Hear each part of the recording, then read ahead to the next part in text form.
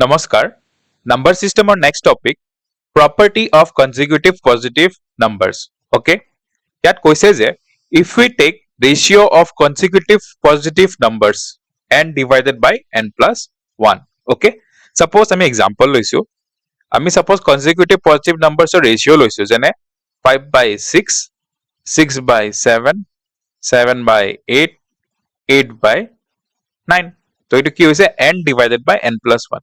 ইয়াতে দুটা পইণ্ট মন কৰিব লাগিব যে as n increases suppose n starting ত কি আছিল 5 তাৰপিছত কি হ'ল 6 তাৰপিছত 7 তো n increase হলে কি হয় ইয়াতে ফাৰ্স্ট পইণ্টটো হ'ল যে the ratio of n divided by n plus 1 keeps on increasing okay ইয়াৰ যেটো ভ্যালু আহিব okay এটো সৰু হ'ব ইয়াতকে মানে ইয়াৰ ভ্যালুটো ডাঙৰ হ'ব ইয়াতকে okay এনেকে increase হৈ গৈ থাকে okay সো আমি কি হ'ব যেতিয়া left to right যাম তে কি হ'ব ratio value increases okay etu first point aru second point ot koise je the value gets closer and closer to 1 okay suppose yate suppose aisile 0.85 to next to ahibo suppose 0.87 heneke next to ahibo 0.89 eneke go etu 1 or close koi thakibo okay 1 or usorot jai thakibo to etu point ot koise je the value gets closer and closer to 1 okay আমি একটা example চাও হক suppose